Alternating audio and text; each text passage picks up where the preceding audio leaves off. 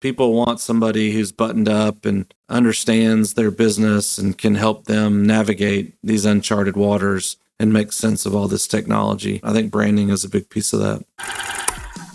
Welcome to We Built This Brand. I'm your host, Chris Hill, and today we're talking to Paul Sponcia, the principal and CEO of the IT company.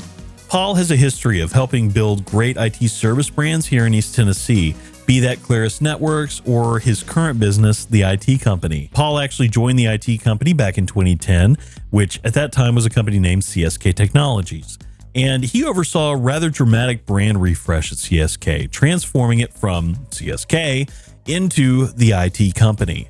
And in this episode, we're going to do a deep dive into that story, why they chose the brand, the process of rebranding, and the eventual outcomes of that process. I've known Paul for quite a while. We've known each other since I was a kid, and he was working with my dad. And then now, we've been able to work in the same industries together over the years. And I've even literally gotten to work across the street from Paul. So it's been really cool to know of him over the years, to bump into him places, and so to finally get to sit down and actually learn more about his story, how the IT company came to be, and everything else that you'll hear today, I think was really illuminating and really fun. So we go into a lot of detail about all of that, why it matters. We talk about a lot of branding stuff. And frankly, even if you're not interested in IT services, Paul has a lot of good wisdom to share. And I think you'll get a lot out of this episode. Without further ado, here's my interview with Paul Sponcia, principal and CEO of the IT company. Alrighty, welcome back. I'm Chris Hill, as always, and with me today is Paul Sponcia. Paul, welcome. Thanks. Glad to be here. Thanks for having me. Yeah. Paul, when we've known each other a while, I feel like, just in passing or through different professional jobs and things like that. Me working at AT&T, I remember having to work with you all on some projects when you all were more the early days of the IT company. So probably Digital Crossing as well back in those days, I would think, maybe. Yeah. Certainly years and years and years with your dad as well. Yeah, my dad for sure. back to swim team at Gulfwood. Oh yeah. Yeah, those were the days. I loved the swim team there and lifeguarding there too, probably watching some of your kids and stuff growing up. So that's awesome. Yep. But yeah, so we've known each other a while, and over that time I've gotten to see, I'm sure you've gotten to see some of my career growth. I've gotten to see some of your career go and, grow over time and lead to where it is today at the IT company. And one of the cool things that I wanted to do today is really do kind of more of a deep dive into the evolution of what it takes to go from moving a business from, maybe a more traditional service that it's used to offering to newer technologies and a newer transition. That transformation is not easy for anybody. I think you and I can both safely say we've been in telecom in a time of great transition, going from traditional landlines to high-speed internet, and then on to cell phones and higher technology stuff, higher even than cell phones, cloud managed services and things like that. And just the world we, think nothing of today, but, several years ago was quite a big transition. So we'd love to just dive into that with you today and how you had to rebrand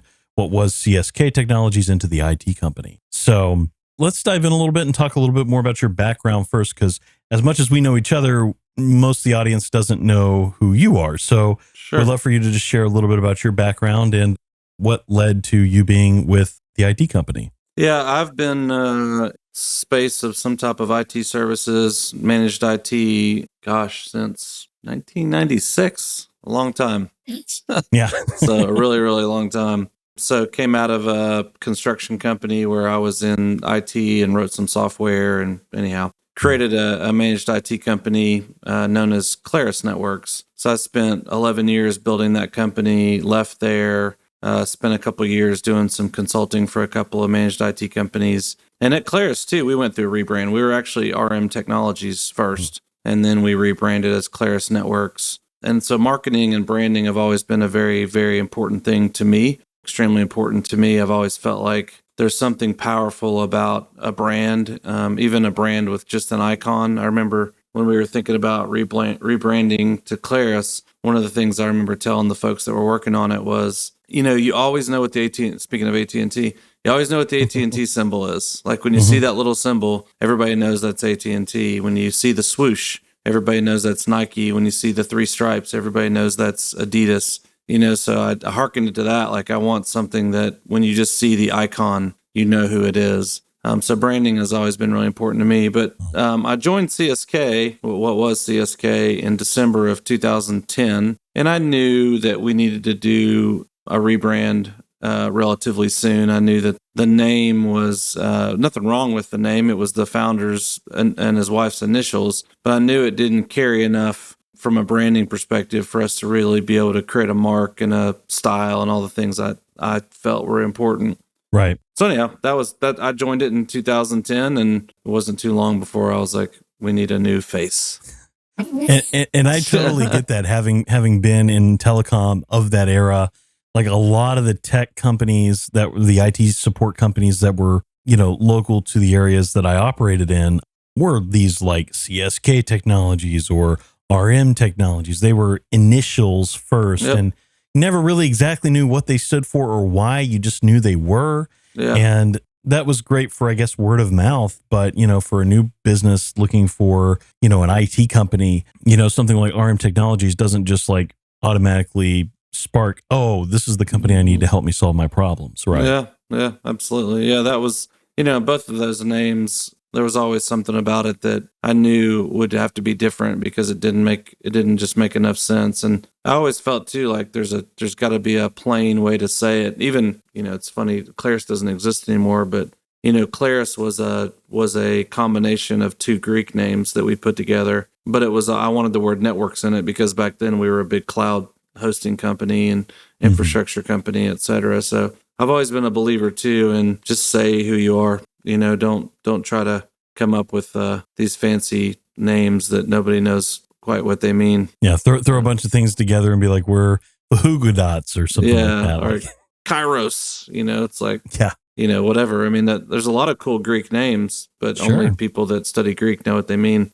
So. Exactly. And how many Greek scholars are you going after with an IT company? That's right. It's tough. Yeah. Well, we tend to fall in love with the things, I've said this before about like product branding. Like, for the most part in these type of businesses, nobody really cares what the product's called. You could come up with a lot of really cool names, but they're probably not going to remember what the name of the product they bought is. They just know, I'm calling the IT people, and yeah. So other things like, tacit things that you hold in your hand and that you touch and that you feel, those make sense to have a name. But services are a little tougher to align all these names to because it's fine and important, but I think largely to the customer, they're like, I don't even know what it's called. Yeah, just get it to me. Does it do what I need it to do? Does it serve the service I need? That's right. That's all I care about. Yeah, I've definitely been there many a times. I remember when I first came into the telecom industry, I was fresh out of college. I was in training, and they gave me this dictionary of telecom terms. And I think it was bigger than the actual dictionary itself. I'm sure, yeah. A lot of acronyms. Yeah. My favorite one was going through there and finding PFM. And I was like, I think I'm going to use this term a lot. And for those that don't know, PFM just stands for pure freaking magic. And it just killed me that was in that giant dictionary. That's funny that was in there. Yeah. Yeah, it was quite snarky. That's funny. But yeah, so like it's definitely a challenge. And at the end of the day, yeah, you have customers that don't really understand what you do. They just want you to make it magically go away and magically get solved, I think, a lot of times. Yeah. Now, granted, you do have more high-end customers that do understand and need to know that depth, but that definitely affects the business itself. So when you think about CSK and you think about where you were at prior to the rebrand, what was that market? Were you servicing a lot of high-end customers, or where was the business positioned? Well, it was the guy that founded it, Chris, had done a great job, but it was about $1 million business. It wasn't very large at the time. Not that $1 million is a teeny tiny business either, but it was doing about $1 million. And when you're at that size in this business, you're typically serving a very certain kind of customer, typically fairly small customer, not as mature. Yeah. Just from a business perspective, they're not very mature. And again, everybody goes through that evolution too. I mean, that's just part of it. When you have 5 or 10 employees, you can't be as mature, and nor do you need to be as mature an organization as when you're 30 or 40 or 50 employees. And so we did have a couple of larger customers, but for the most part, they were all smaller, 5, 10, 15 employee companies, not super mature, sophisticated, not not even necessarily interested in kind of the higher end level of services that we sort of dreamed of providing. And the reason I came in and was brought in as well was to kind of take the company to the next level of delivery and type of customer we could serve, and et cetera. Which is, it's one funny thing is we did buy another 3-letter company later on, which was RTL, which stood for Richard Travis Lay. There you go. So it was another one of the initial companies. So there's a lot of them out there. I mean, for what it's worth, I remember Mitel, which is a big phone system company, which I think has since been acquired, stood for Mike and Terry's Lawn Mowing. Oh, I didn't know that. Did it really? Yeah. I had no idea. I'll have my editors verify that and make sure I'm not making that up. But that's what I always remember it being. They were like, yeah, it's Mike and Terry's Lawn Mowing is what they originally, and then they started selling phones, I guess. They pivoted. Somebody needed a phone system while they were mowing their lawn. That's exactly right. That's funny. But yeah, the business was, I think that at the time, the brand fit the business, was fine. Mm-hmm. And to Chris's credit, he had built a good business, but he didn't need to, and he didn't really, I don't know that he cared a whole lot about the branding part of it. He was a technical person, was very, very good at what he did, and he cared about, serving the customer from a technical perspective, and the brand part of it was a kind of secondary to him. Yeah. Yeah. So you're serving some, smaller businesses, it sounds like, as you're growing. You have this ideal of where you want to go with services, and then you decide to transform the name of the company to the IT company. How did you get to the name, the IT company? It's really funny. It's a funny story. I didn't know until much later how genius the name was, that a friend of mine who was a competitor told me later. He was so pissed when I took that name. He's like, dang it, why didn't I think of that? But it's really funny. I got some really smart people together in the room, and it was, I remember it was Alex Lavage, Chris McAdoo. Gosh, I can't remember who else it was. There were 2 other people. And when I said, hey, I want to pay you guys to help me think about a name. And, we went through traditional process, if you've ever been through that from a marketing perspective, and asking you a lot of questions, a lot of whiteboard sessions.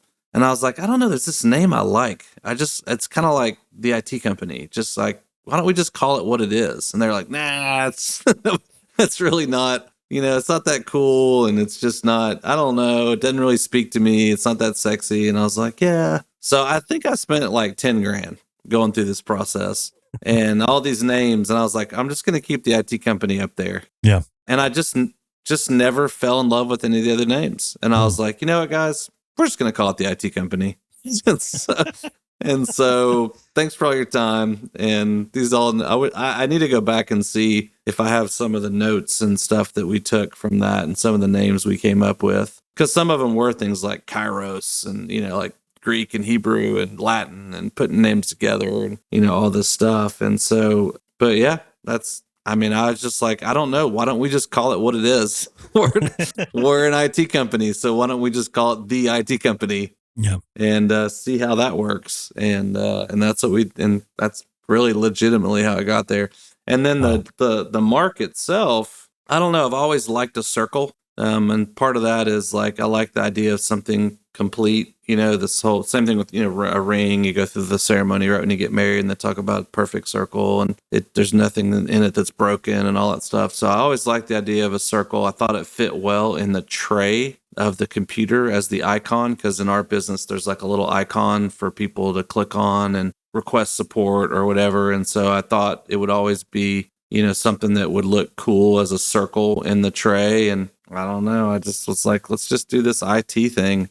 I can't even remember. I think it was actually McAdoo when he had Best Behavior Creative Club. He was always so interesting with the names that Chris came up with. I don't know where that one came from. Best Behavior Creative Club. I should ask him about that one day. But yeah, I kind of gave him the idea of the logo that I was thinking, and he came up with the first. We actually just went through another rebrand, where not a name but a logo refresh, I guess. But Chris did the very first one we ever did. That's awesome.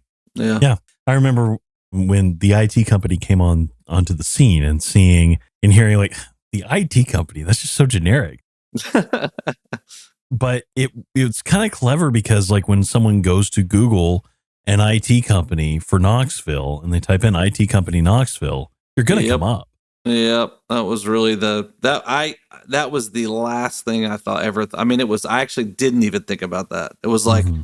not even on my radar. And that was what my buddy said later. He goes, I was so pissed because I was like, dang it. Like now every time somebody searches IT company in Knoxville, they're going to find the IT company. And I was like, yeah, I didn't really think about that. Funny Yeah. enough, we just finally yesterday were able to buy theitcompany.com, the Oh, wow. domain. So for all these years, we've been theitco.net, which is a freaking pain to Mm. explain to people and say. And so we just were able to acquire theitcompany.com, which is pretty cool.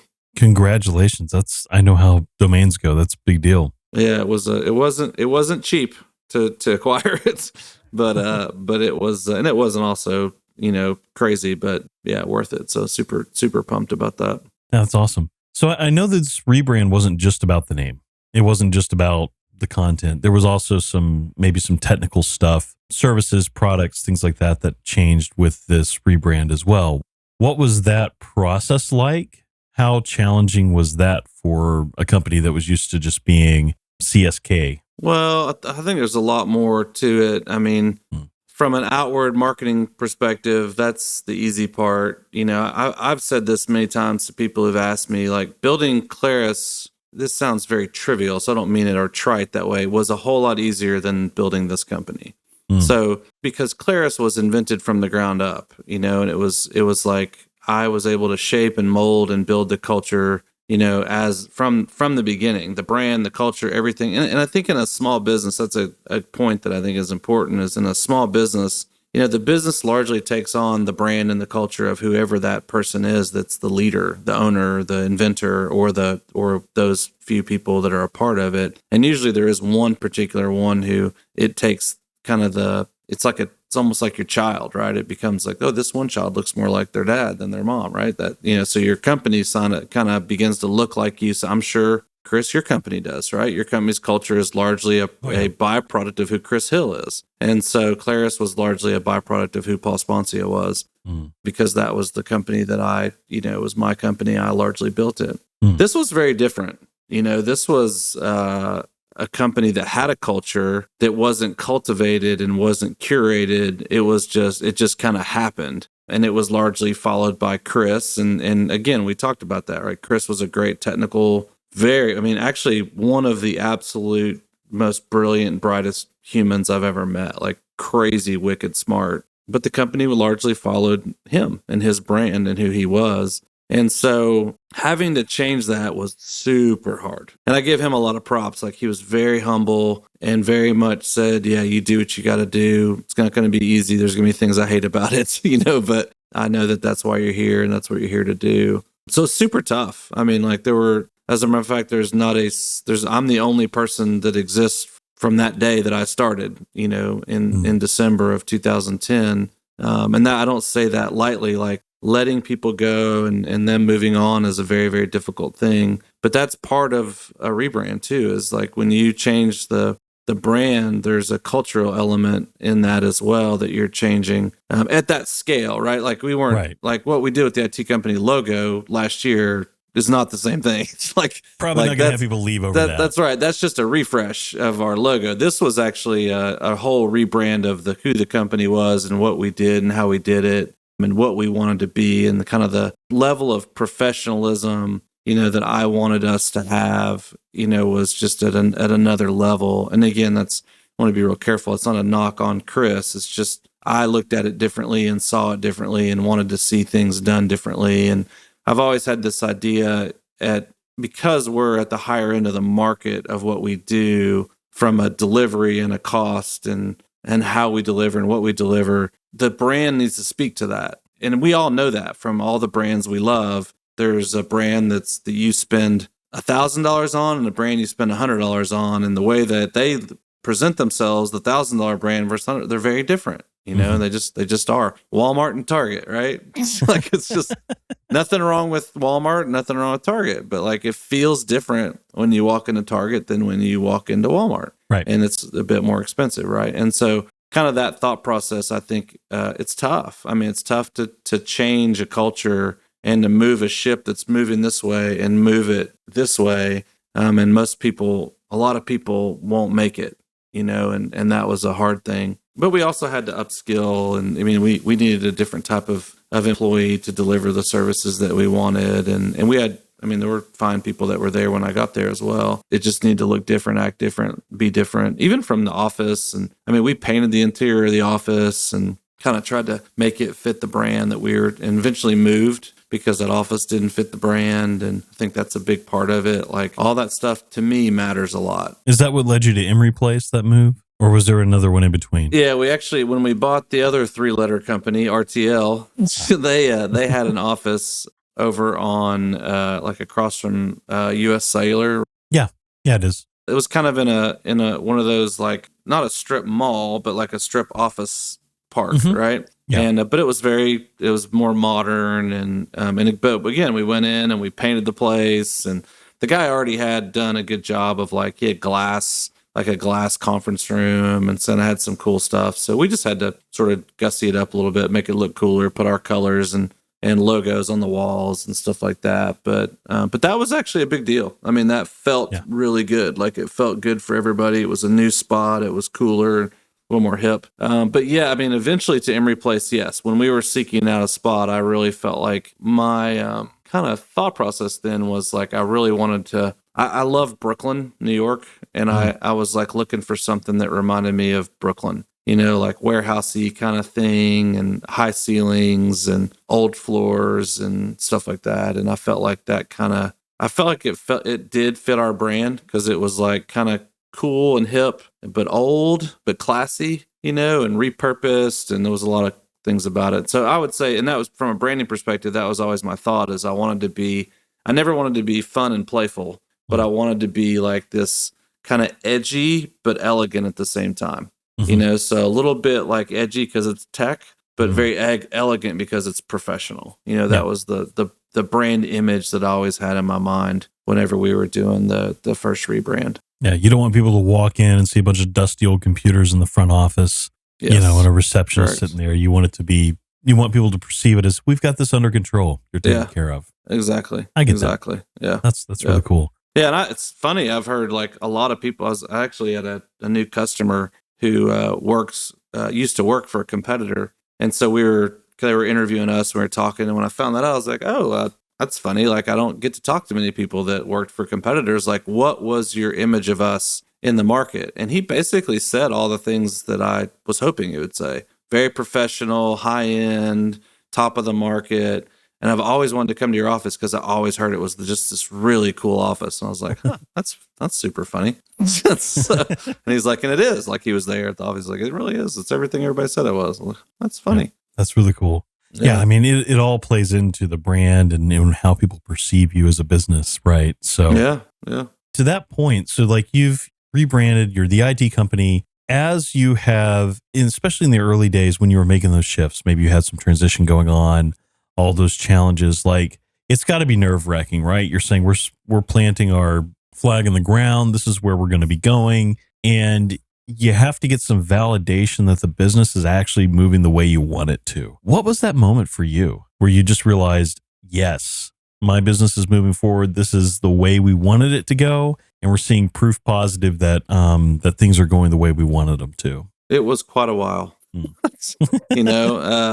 some of that's just like, I was, as much as I had a lot of experience, 11 years at building Claris to a $7 million company at that time when I left. I still didn't really know what I was doing, quite frankly. I mean, I made a lot of mistakes, and I saw things. I always probably over focused on the future, and really wasn't as much present in the here and now as I needed to be to really be practical about getting things done. So it was a while. I mean, and we made a lot of missteps. I mean, the acquisition of RTL, I wouldn't say was a mistake, but gosh, that was hard, and we actually had bought Digital Crossing in, I think 2012, and RTL in 2013. So like consecutive back-to-back years, we were doing acquisitions and integrating these things in, and man, it was super, super hard, to do all those things. And so I think it was a while. I mean, there's probably two or three moments I could think of. I mean, when we bought RTL, went from a $1.2 million company to almost I think between the two of us, maybe $2.6 million company or 2.5 million. So we kind of instantly doubled. And so we had some kind of breadth and flow at that point where, and we made some transitions in kind of how, because of our size at that point, we felt like we could do things slightly different than, because when you walk in, you're like, hey, we're 6 people, but when you walk in and say we're 12 or 15 people, it's just different. It sounds differently to somebody. So we felt like we could go after a different client at that point, and we started to do some things, and we had a couple of people come over and work for us that we weren't able to attract before. So that's probably moment number one, where it was like we're making progress, where we're getting some big accounts. We're kind of being able to deliver at a level that I'd hoped we'd been able to deliver. So that was one. I think the second one was honestly, it's probably between 2019 and 21, like that whole 19, then 20 COVID, and then 21 post-COVID kind of coming out of that. I think those years proved a lot that we were really good at what we did, and that because people were needing technology a lot more, and we had actually done a lot of things ahead of that, not knowing that there was going to be a pandemic, where most of our customers were already prepared to work from home and stuff. And so I think a lot of that stuff helped us validate that we were on the right track and doing the right thing. Then I would say probably in the past 22 and 23, these are more internal things, but when I saw like a team really coming together from a leadership perspective and buying into all the things we were doing and realizing that this company could operate from an operational perspective without me, those were big moments for me where I knew like we've built a business that can last and do what it needs to do, and I don't have to be here every day, and not that I don't want to be here every day, but I don't have to be here every day, and the company can continue on without me. So those are probably big moments. Yeah, that last one always feels like it's the biggest achievement. Once you've been able to be like, all right, I'm gone for vacation for a week, and you come back and nothing's on fire when you get back. Oh yeah. Yeah, I've had a lot of people ask me about this, but I go on vacations and I turn on a out of office and a rule that deletes all my email. So my out of office basically says I'll never see your email. Like I just won't see it. And I'll never see it. I'll never know what you said. Here's the people you need to contact if you need something immediately, and I'll see you on this day. And if it was that important, email me then. I do that and nothing bad happens. And so amazing. And so those are good moments. I think there's some other things too. I have heard, from others, and I think in our business, when you know that you're really getting somewhere is when you're in the conversations more than you were before. Like when people are looking for IT services, they're looking for us, and it's not to be honest, the people that search us, do Google searches for us, are typically not. If there's 100 Google searches, there's one or half of one prospect that's actually a prospect for us, right. And we have had some that have come through a Google search that are customers today, but it's very rare, that's typically relational, or our name has gotten out enough. And I think that's really the validation when a company of size says, hey, we've heard about you guys and we want to talk to you. That's really when you know that you're making progress. Those are all really good signs of validation for any business. Yeah. That's really good to hear that you've had that. I was curious how things have changed post-pandemic, because I'm sure a lot of the organizations that you used to support, I don't know, maybe it's not changed as much for you all as I would think, because most of the organizations I assume you all support have physical offices or have, bigger number of desktops that you service, or however you put that in your company. But how's that changed? I think the demand is definitely higher. I think people, although I think in this current year, it seems like things are a little softer as people are trying to figure out what the election's going to do, and kind of inflationary pricing has got people a little spooked more than in the past. But I think COVID just proved to people that technology is at the center of your life, at the center of your business, and there's a demand for it. Again, we were fortunate; we had already largely put people in voice over IP phone systems, and we were already using Teams heavily as a company at the time, and it started to help customers move to Teams. So we had already, I think, pre-prepared a lot of people, and it wasn't as big of a shift, although there were a few that was a big shift, especially those that deal with like large files, like people that are in media, or people that are in architecture engineering, right? Those folks who had to really learn that how do I deal with large files when I'm not in the office, and et cetera. Right. So that was a bit more, but I think I wouldn't say things are different. I mean, the business has basically almost doubled, Wow. since COVID. And so as a company, we were already on that kind of track. So I think from the perspective of just, people just recognize that technology is critical at the center of their business, and they need somebody that can manage it really, really well and is a professional and will be there when they need them and will solve problems fast and give them good advice, et cetera. I do think, there is a big shift. Obviously, AI buzzword out there, generative AI, large language models, blah, blah, blah, blah, blah. I think that, and I do think it's going to be a big, shift. I think we are definitely in another revolution. And I think that's as we learn how to harness those technologies and make them work with us. I think a lot of people think they're going to replace us. I think that the key to that is how do they aid us, assist us, make us better. I think that we're going to see another big shift, and companies like us will be even more in demand that can pivot and help people be efficient and productive. And again, I think our brand goes back to speak to that, like professional, that people want somebody who's buttoned up and understands their business and can help them navigate these uncharted waters and make sense of all this technology. And so again, I think branding is a big piece of that. Yeah, definitely could see how your business has grown too. The more I'm sitting here thinking about it, I remember when lockdown happened, having had spent so many years in telecom, pitching companies on, oh, you need Office 365, or, oh, you need these things to work from home. And it just felt like when it finally happened, it's like, this is what we were taught to do all these years. Mm-hmm. And now we have a situation where everybody's just magically forced into this situation where you have to rely on remote work. Yeah. And it was sad how unprepared people were. So I'm sure you've probably benefited from business owners realizing that too. Yeah. It's so crazy too to think about that time. As you're speaking, I was thinking, gosh, all the time just working from home. And I mean, we were doing leadership meetings in my basement, for a while we were doing them in teams, but after a while I was like, if you guys are comfortable, I'm comfortable, all of us, being together and not spitting on each other. but it's just crazy to think about like the leverage that got gained. I think people learned to be very efficient, but also learned to take a step back and enjoy their families. Although I don't know. I mean, this is a slight pontification, but I don't know to what extent it's really changed. I would say largely most of my customers are just back at what they were doing before. I don't really see. I think everybody has got some type of hybrid policy in place. Where they're allowing people a little bit more flexibility and freedom. But I don't have any customers that have just said, burn the ships, no more office, everybody go home. I think there's and I've actually done a lot of research too. I mean, the younger generations, my daughters are part of that, my son. I mean, they love the freedom of remote work, but they also long for the connectivity of teams and relationships and being in proximity to each other. So I think it's going to be a really fascinating thing to see, which again, I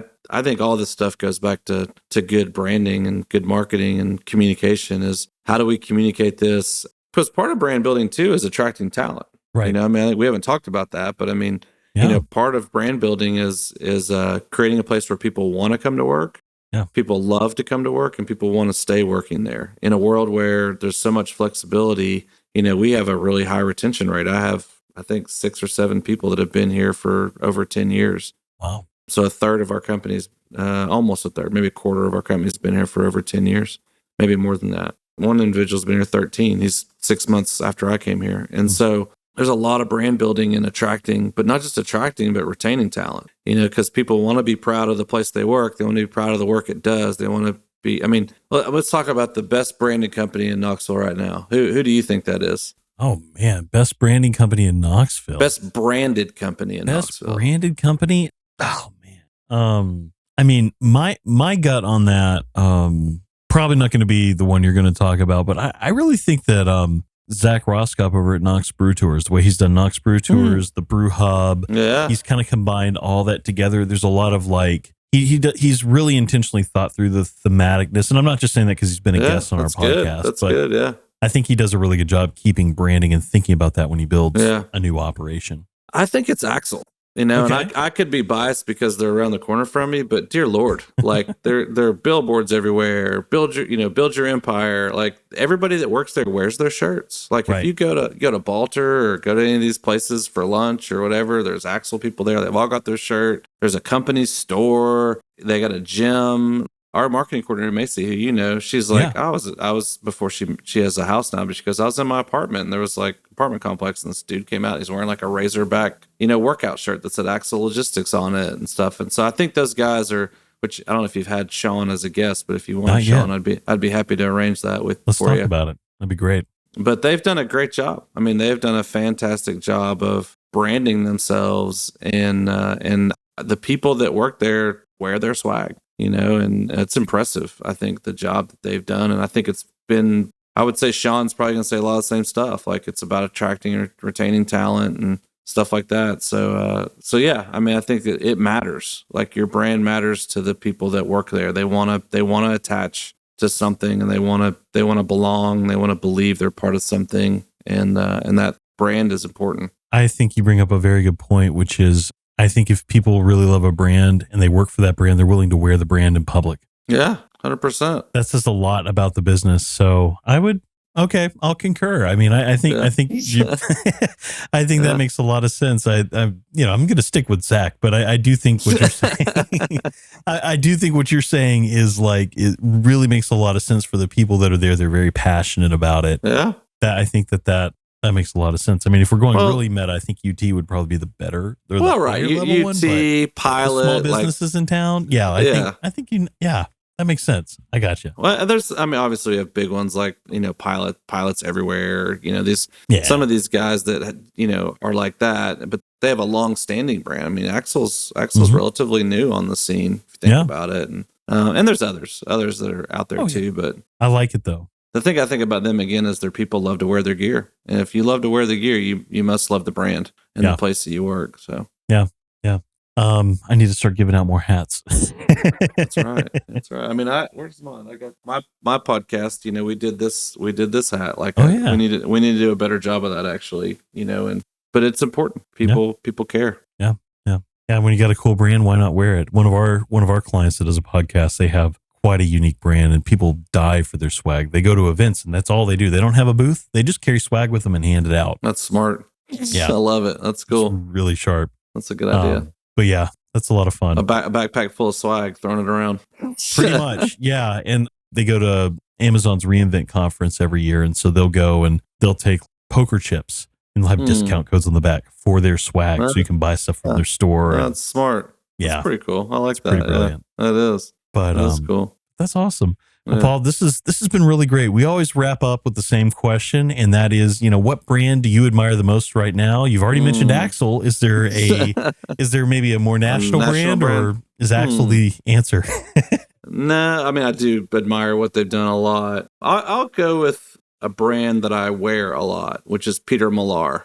Okay. Golf brand. For those that don't know, it was actually two guys out of the Tri-Cities who came up with the Peter Millar brand. It's a very, very well-known brand in golf. Most people who play golf or part of a country club or something know the Peter Millar brand. It's kind of that little bit of what I said, like it's like elegant, edgy, so they do a good job of kind of providing a little bit of a fresher, not a super stodgy look, but also not overly crazy. I mean, there's some really crazy stuff out there in golf with flowers and all that stuff's fine too. So they're a bit more of an elegant brand with a bit of an edge to it. And I love, people that know me know I'm a sucker for it. Like if I'm actually not wearing, I do have Peter Millar shoes on. A Peter Millar shirt and a Peter Millar pullover and Peter Millar shoes on because I love that brand. So that was the one that just came to mind. There's a lot of other ones out there. I mean, I think there's some really cool, like I'm a duck hunter, so there's a really cool brand out there called Duck Camp that I think has done a really good job of branding their stuff. And Sheen, a company called Sheen that's done a good job, and a company called Kui that's done a good job of branding. So, I mean, I love brand stuff anyhow, so I could go on and on. I love motorcycles, so I love KTM and Cheetah. So I think a lot of these guys are doing a really good job of. Everybody I think is up their branding game. I think it's such a thing now that everybody's up to, and it's pretty interesting too. Like if you're on Instagram or whatever, like, and you get fed these ads, like, there's some pretty impressive small companies that have done a really good job of building a brand. Yeah. And grown into something big just by investing heavily in brand. It's pretty cool. Yeah. Who's your favorite? I'm gonna ask you. Who's yours? Yeah, my favorite. The listeners are going to get tired of hearing this, but my favorite is Red Bull. Oh, okay. Still, I'm a big Red Bull racing fan. Yeah, on the F1 side. On the F1 side, yeah. Okay. I mean, their marketing is brilliant, and that company was built purely by brand. Yes. That's a story of a brand. Yeah, big time. And as they've gotten into more like extreme sports and racing teams and things like that, they always create really good content. So I really like the visual elements of what they do. And I mean, just very personally, like on the F1 side, I followed Max Verstappen from his first year in Formula One because I was tired of seeing Lewis Hamilton win all the time. Yeah. And I cheered him on until he's gotten to where he is today. And my son and I have like Red Bull racing jerseys and everything. Although my son's gotten to the point now where he starts asking me, Dad, can what did he ask me the other day? Can Max lose? Can he lose a race, please? Well, nobody can drive his car either. That's the crazy thing about it. Like he's the only one that can drive that Razor Edge car that he's got. It's insane. But he's an interesting guy too. So that's interesting. Yeah. Yeah. Now, Red Bull's not in the best place, maybe politically right now with everything going on, if you're following any of that. Sure. But other than that, like I really like them. And really all of Formula One, like the teams know that it's about the brand. Like it's about attracting people to the characters within their brand and those storylines that are being followed throughout every season. I think that really draw people in. Mercedes has done a good job of playing, we're really sad about losing all the time now up and making it funny. Right. And, having a sense of humor of things. So I really like, like that industry a lot right now. So I'd say that's probably where I'm at. That was, I listened to a podcast the other day and I thought it was really interesting. They were contrasting the election that when Obama won the first time. And it was a brand conversation about like, they're basically like, do you remember who he ran against and what the slogan was versus do you remember Obama's? And most everybody remembers Obama's. And it's largely why he won, because he just had a simple brand and it was everybody attached to it, It's pretty wild. You could even say the same thing for like him or hate him with, the first time that Trump won. I mean, he stuck to one thing and make America great again. And it was a simple brand, and so it goes back to the same thing. Like these brand statements, they matter, and the simplicity of them is what gets people's attention. So I appreciate you having me on here. Yeah, absolutely, Paul. It's been great. So where can people connect with you? And where can people connect with the IT company? Yeah, probably the main place for me would be not Instagram. Please don't connect with me there. Would be LinkedIn. Instagram is purely for me to watch reels and laugh, get my humor out. LinkedIn. So I'm on LinkedIn /whatever it is /Paul Sponcia. I think it's like n/Paul Sponcia. I'm on everything else too, but I'm not as active as I am on LinkedIn. And then the IT company, LinkedIn, and then our website, which is currently www.theitco.net, but soon to be www.theitcompany.com. Excellent. Well, we'll make sure to include those links in the show notes for folks so they can appreciate it. Connect with you and follow the IT company and check y'all out. So appreciate it, man. Paul, thank you for your time. Yeah, thanks for having me. Absolutely.